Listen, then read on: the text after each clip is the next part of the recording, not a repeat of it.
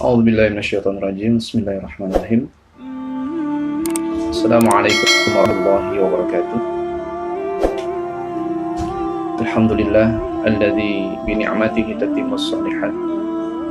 Alhamdulillah alladzi hamdan katsiran thayyiban mubarakan fi kama yuhibbu rabbuna wa yarda. Asyhadu an la ilaha illallah wahdahu la syarika lah wa asyhadu anna Muhammadan abduhu wa rasuluhu la nabiyya ba'dah.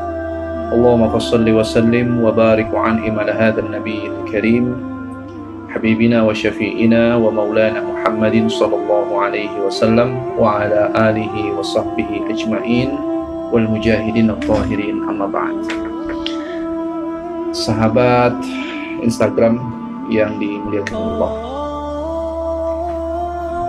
sore hari ini adalah waktu yang istimewa karena ini adalah waktu-waktu yang istijabah doa bagi orang-orang yang sedang melaksanakan ibadah siam di bulan suci Ramadan. Dan hari ini adalah hari pertama bertepatan hari Jumat, Sayyidul Ayyam, hari yang paling berkah, bulan yang paling berkah. Dan kita lepas salat asar ini adalah waktu-waktu yang juga penuh dengan keberkahan, waktu-waktu yang penuh dengan istijabah doa.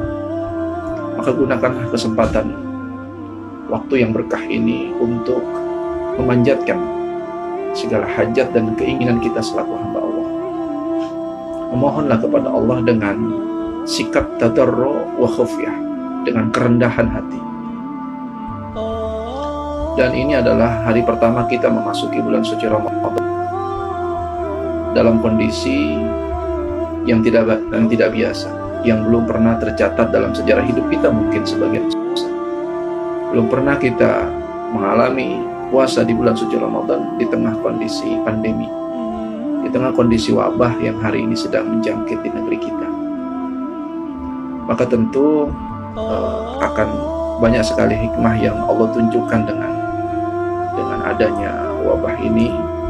Sebab satu kali Luqmanul Hakim menyampaikan nasihat kepada anaknya, ya bunayya idhabu wal faddatu yakhtabarra am bin nari wal mu'minina yakhtabarra bil bala.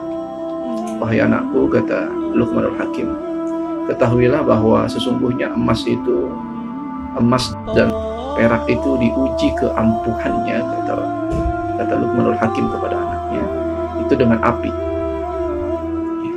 Wal mu'minuna yakhtabara bil bala. Sedangkan orang-orang beriman itu dia diuji oleh Allah. Seorang beriman itu diuji dengan ditimpakannya musibah. Jadi kalau emas dan perak itu ditempa untuk mengetahui keunggulannya dengan api yang membakar, maka orang beriman pun juga diuji oleh Allah untuk mengetahui mana orang-orang yang tetap berada dalam ketaatannya di tengah kondisi yang sulit, berat, ketika kita menjalani hari-hari di bulan suci Ramadan. Maka tentu tidak ada yang berubah bagi kita orang beriman menjalani hari-hari puasa di bulan Ramadan ini. Tidak ada yang berubah sedikit pun. Justru kita diberi kesempatan oleh Allah untuk mensucikan praktek puasa di bulan Ramadan ini dengan cara tidak membiarkan mata kita melihat sesuatu yang maksiat di luar rumah. Tidak seperti puasa tahun lalu. Mungkin jam segini kita sedang asik berkeliaran, ngabuburit, menghabiskan waktu untuk melihat pemandangan.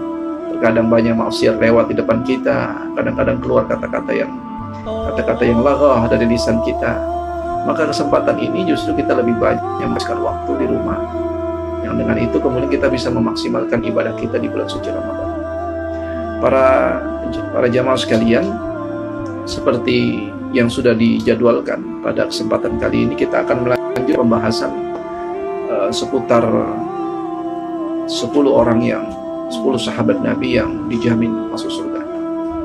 Dan pembahasan kita pada kali ini adalah melanjutkan pembahasan di kesempatan yang lalu bicara tentang sahabat mulia Abu Bakar As-Siddiq. Tetapi kali ini kita akan melanjutkan pembahasannya pada periode Abu Bakar As-Siddiq mulai mencari titik kebenaran.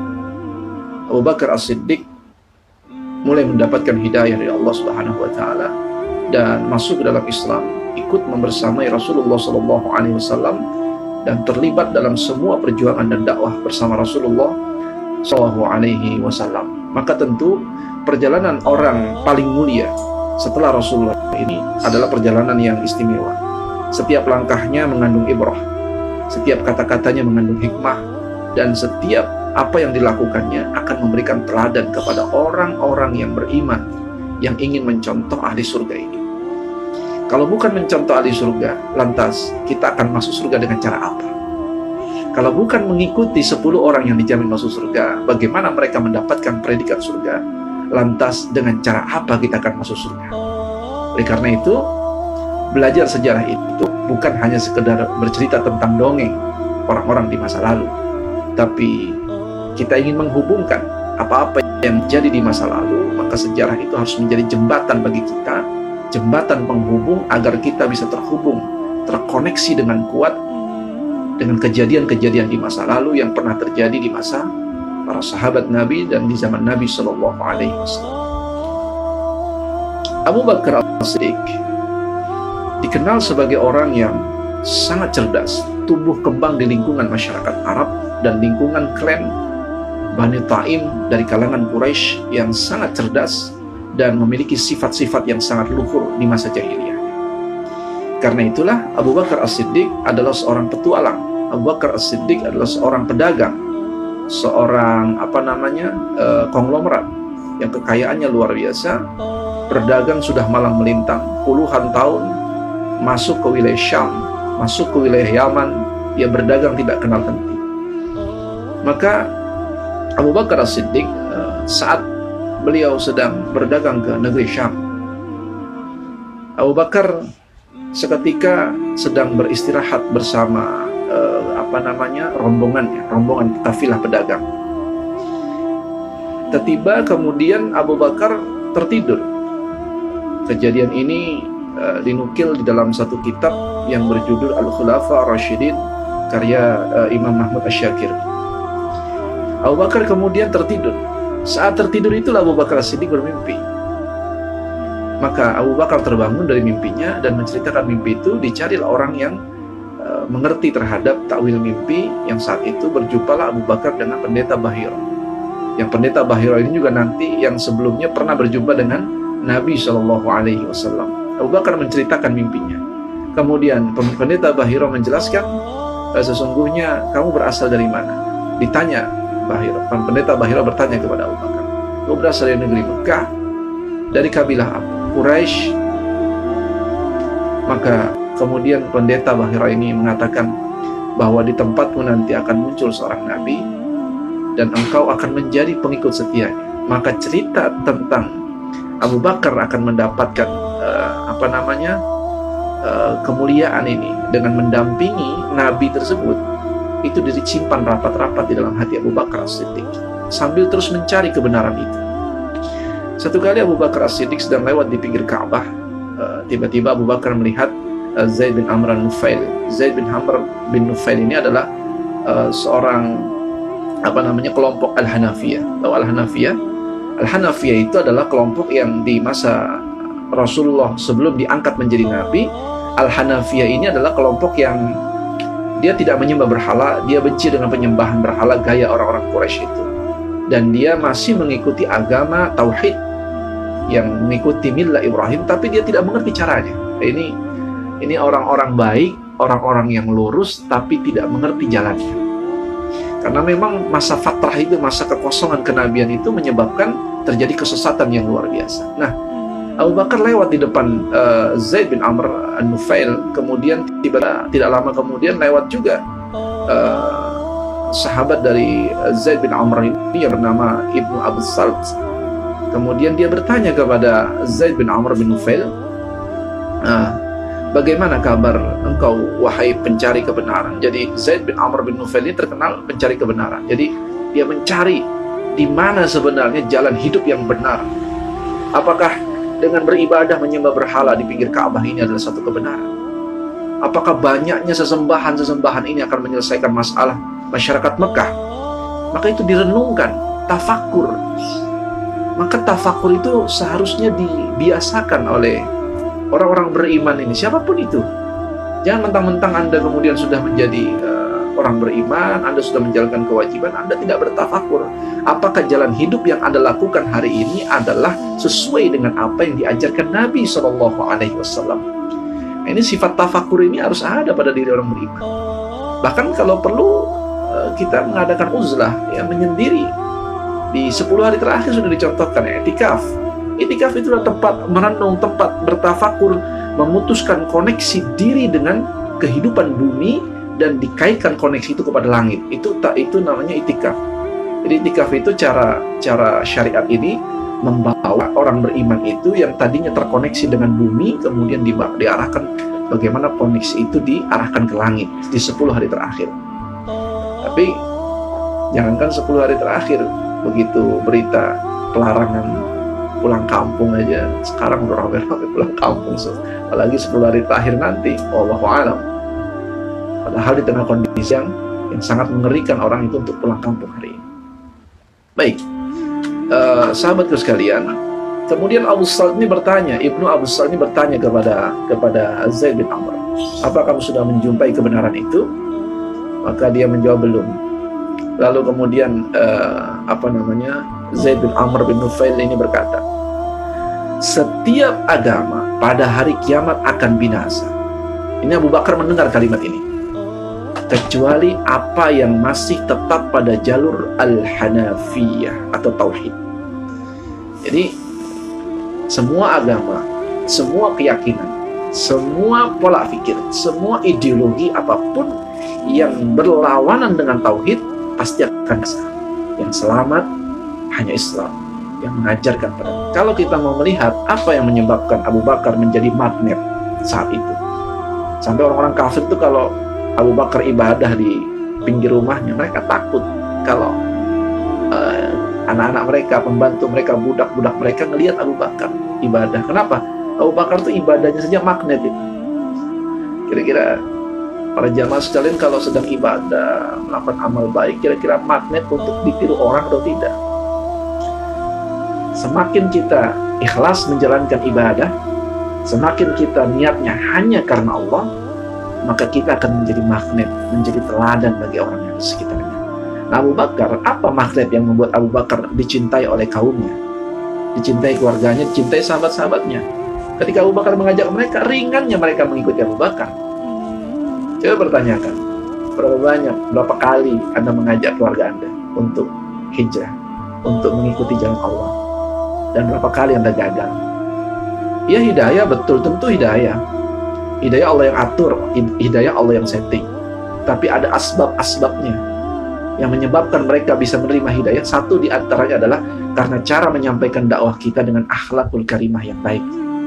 Nah, ini yang dimiliki Abu Bakar. Abu Bakar punya magnet akhlak yang tinggi, kata-katanya lembut, retorikanya manis, mirip dengan cara Nabi menguraikan dakwah kepada kaumnya. Sehingga sahabatnya tidak punya alasan untuk tidak mengikuti Abu Bakar As-Siddiq. Maka mereka mengikuti.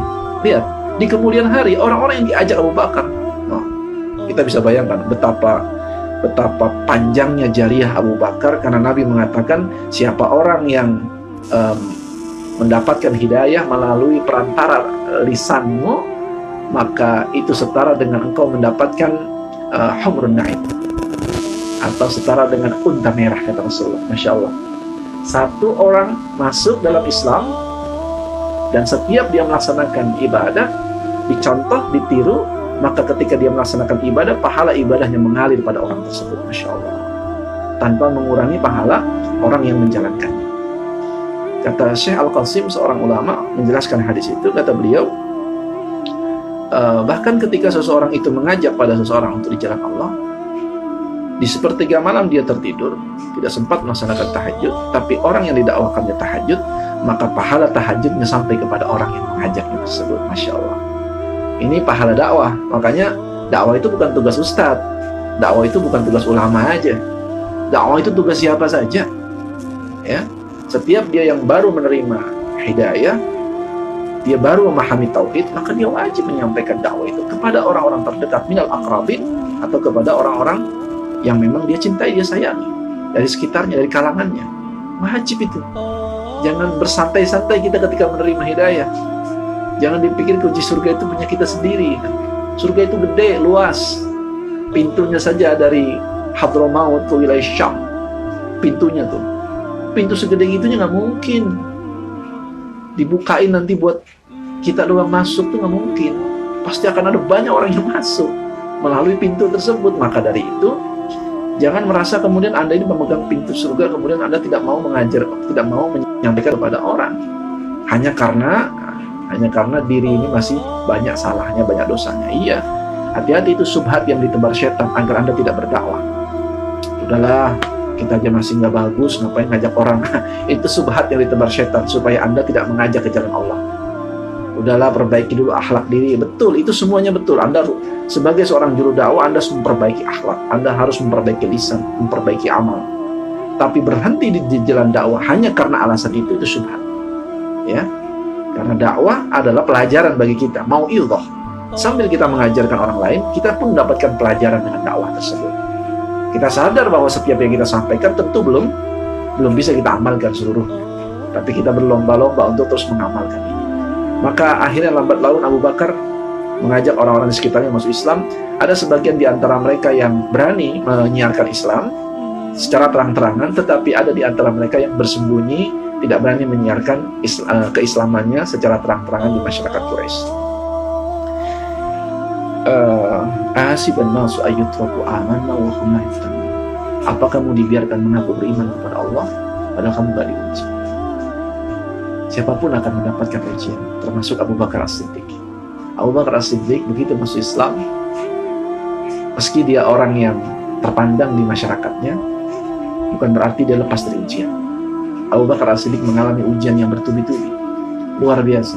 Padahal dia orang yang mampu, orang kaya raya, kedudukan terpandang. Tapi tetap saja. Oleh karena itu tidak banyak orang yang punya kedudukan istimewa di tengah masyarakat dan dia berani menyampaikan keyakinan agamanya. Tidak banyak. Rata-rata orang takut menyampaikan kebenaran. Para pejabat saja kalau tampil di muka publik selalu mengucapkan salam, tidak pernah berani langsung Assalamualaikum warahmatullahi wabarakatuh. Enggak.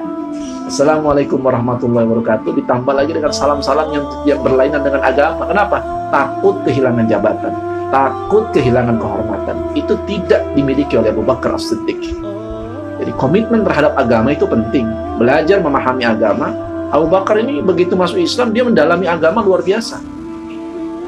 Dia pahami setiap ayat yang disampaikan Nabi SAW yang baru turun di Mekah. Bahkan ketika dia tidak mengerti, dia langsung tanyakan kepada Rasulullah tafsirnya. Sehingga Abu Bakar menjadi orang yang sangat fasih lidahnya untuk menyampaikan ayat-ayat Allah. Ini pelajaran bagi anda-anda yang kemudian diberi kelebihan oleh Allah untuk fasih membaca Al-Quran. Anda baru mendapati hidayah dengan sebaik-baiknya, maka pelajari syariat ini dengan benar, kemudian Anda sampaikan kepada orang sekitar Anda dengan modal tersebut. Nah, Abu Bakar itu punya modal untuk itu semua. Abu Bakar punya modal untuk semuanya. Makanya Abu Bakar sukses menjalankan dakwahnya. Satu kali Utbah bin Rabi'ah menarik leher Rasulullah di pinggir Ka'bah. Maka kemudian Abu Bakar As-Siddiq mendorong Utbah bin Rabi'ah dari cengkraman Rasulullah SAW, menarik Utbah bin Rabi'ah untuk tidak mencengkram Rasulullah SAW. Kemudian Abu Bakar meminta izin kepada Rasulullah SAW untuk menyampaikan dakwah ini secara terang-terangan. Maka diizinkan Rasulullah SAW. Maka Abu Bakar As-Siddiq berdiri di pinggir Ka'bah, menyampaikan dakwah itu dengan sangat tegas, jelas, dan pada sedikit pun rasa takut kepada manusia, kepada makhluk Allah. Disampaikan kepada masyarakat dakwah itu. Maka tiba-tiba Utbah bin Rabi'ah mencekik leher Abu Bakar, kemudian mengambil sandal, dipukul bagian wajahnya sampai pingsan. Tiba-tiba berkerumunlah Bani Taim. Bani Taim itu klannya Abu Bakar As-Siddiq dari kalangan Quraisy. Melindungi Abu Bakar As-Siddiq, membawa Abu Bakar As-Siddiq. Nah, ini makanya perbedaannya antara klannya Abu Bakar As-Siddiq dengan klannya atau sukunya, baninya Rasulullah SAW. Rasulullah Bani Hashim. Apakah pernah Rasulullah dibela oleh Bani Hashim secara berkerumun? Enggak. Kecuali pada saat nanti di Si'ib, ya, di Si'ib. Rasulullah hanya pakai satu nama saja. Siapa? Abu Thalib. Inilah kelebihan Abu Thalib itu ya. Rasulullah itu cuma pakai satu nama, Abu Thalib, yang melindungi, yang tidak ada yang berani orang kafir Quraisy sepanjang Abu Thalib masih hidup yang berani mengancam, berani menyakiti Rasulullah SAW sepanjang Abu Thalib masih hidup. Begitu berwibawanya Abu Thalib di hadapan para pemimpin-pemimpin Quraisy. Tapi Abu Bakar, dia harus dibela oleh satu kaum. Karena memang Bani Taim itu adalah Quraisy yang paling lemah di antara kabilah-kabilah Quraisy yang lainnya. Baik. Maka Abu Bakar pingsan, digotong ke rumahnya, ibunya mengobatinya. Ibunya, sebagaimana kita jelaskan kemarin, namanya adalah Ummu Al-Khair, dan diobati juga oleh ayahnya Abu Quhafah. Maka Abu Bakar As-Siddiq kemudian setelah siuman, Abu Bakar sangat dicintai oleh ibunya, dan Abu Bakar adalah anak yang sangat berbakti pada ibunya. Begitu mata Abu Bakar siuman dari pingsannya, karena habis dipukuli oleh Utbah bin Rabi'ah dan orang-orang Quraisy yang lain, maka yang keluar dari lisan Abu Bakar adalah Rasulullah. Di mana Rasulullah? Apakah Rasulullah selamat? Di mana Rasulullah? Apakah Rasulullah selamat? Hanya itu saja yang keluar. Betapa cintanya Abu Bakar As-Siddiq pada Rasulullah Al-Habibana Nabi Muhammad SAW. Maka Abu Bakar As-Siddiq bertanya kepada ibunya Ummu Al-Khair, bagaimana Rasulullah? Apakah dia selamat? Kata Ummu Al-Khair, ya, aku tidak tahu. Aku tidak terlalu mengenalnya. Maka kata Abu Bakar, tolong carikan Ummu Jamil bin Khattab. Ummu Jamil bin Khattab. Tanyakan kepada dia tentang Rasulullah, keadaan Rasulullah. Maka ibunya sangat mencintai Abu Bakar. Dicarikan ini Ummu Jamil. Waktu itu ibunya belum masuk Islam. Dicarikan Ummu Jamil, kamu ditanya, bagaimana keadaan Rasulullah Muhammad? Kata Ummu Jamil, aku tidak mengenal Muhammad. Apa kamu mengenal Abu Bakar? Aku tidak mengenal Abu Bakar. Kalau aku melihatnya mungkin kenal, kata Ummu Jamil. Abu Bakar mengatakan, ya Rasulullah, sesungguhnya aku sangat mencintai ibuku. Doakanlah agar ibuku bisa menerima hidayah dan dakwahkanlah ibu. Maka Rasulullah mendakwahkan ibunya Abu Bakar, Ummu Al-Khair. Maka Ummu Al-Khair kemudian masuk Islam, yang kemudian nanti Abu Quhafah pun juga masuk Islam. Jadi lengkap sudahlah Abu Bakar As-Siddiq, keluarga besarnya masuk Islam. Ya, ayahnya, ibunya, anaknya, istrinya semua masuk Islam. Betapa sempurnanya keimanan Abu Bakar As-Siddiq. Apa yang bisa kita petik pelajaran dari kisah di atas? Pertama, hasrat yang tinggi untuk mempublikasikan Islam. Jadi orang tuh kalau punya keimanan, dia tuh tidak bisa betah. Kalau disuruh diam tuh tidak bisa betah. Ya, dia ingin menyampaikan keimanan itu kepada siapapun. Ini adalah dorongan orang-orang beriman. Maka Abu Bakar hasrat yang sangat kuat untuk menyampaikan Islam dengan cara terangan di depan masyarakat. Kalau urusan resiko sih masing-masing, tergantung situasi dan kondisi. Maka yang kedua, kita lihat juga kalimat Bani Taim. Bani Taim begitu menyelamatkan Abu Bakar, sambil mengatakan, andaikan Abu Bakar kenapa-napa, maka Utbah bin Rabi'ah kita akan bunuh.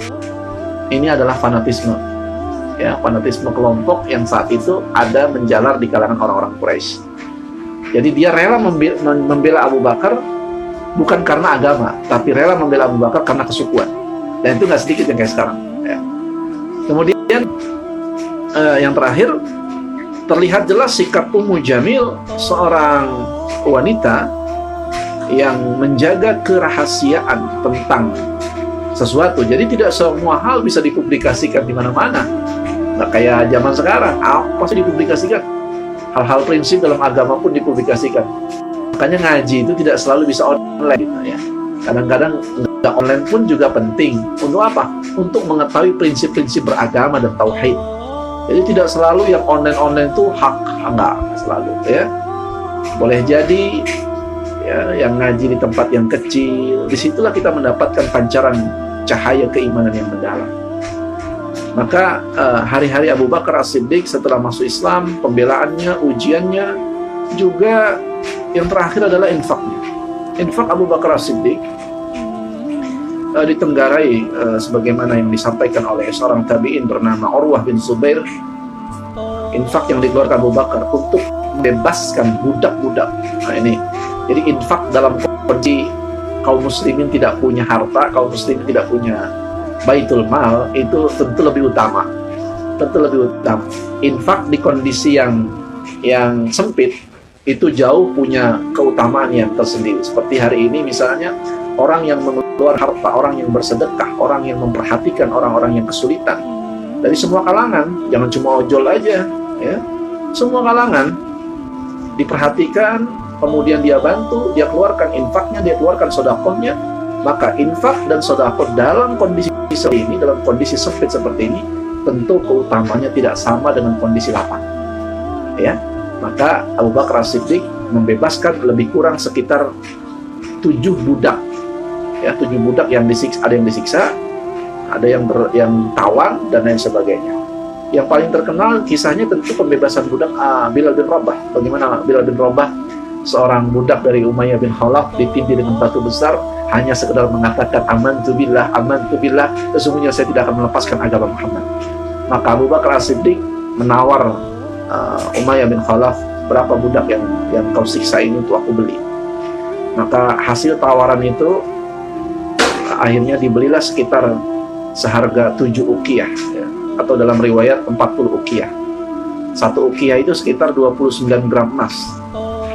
1 gram emas hari ini mungkin sekitar 500.000 atau 700 ya.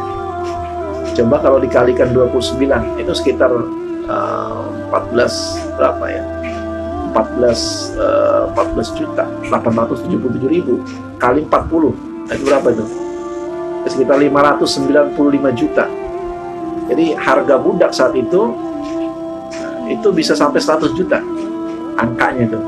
Itu bisa ditebus oleh Abu Bakar As-Siddiq untuk menyelamatkan untuk menyelamatkan saudaranya Bilal bin Rabah yang sedang disiksa Umayyah bin Khalaf. 100 juta nebus budak. Mahal. Ada juga Ammar bin Fuhairah, itu juga ditebus oleh Abu Bakar. Ada juga Ummu Uba'is, kemudian Zinirah, An-Nabiyah dan putrinya, semua ditebus oleh Abu Bakar As-Siddiq.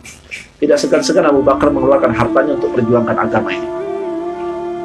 Bahkan nanti ada peristiwa-peristiwa istimewa, salah satunya nanti di Perang Tabuk, Abu Bakar bahkan mengeluarkan hartanya seluruhnya untuk perjuangan jihad di jalan Allah. Memang istimewa sekali orang yang bernama Abu Bakar As-Siddiq ini.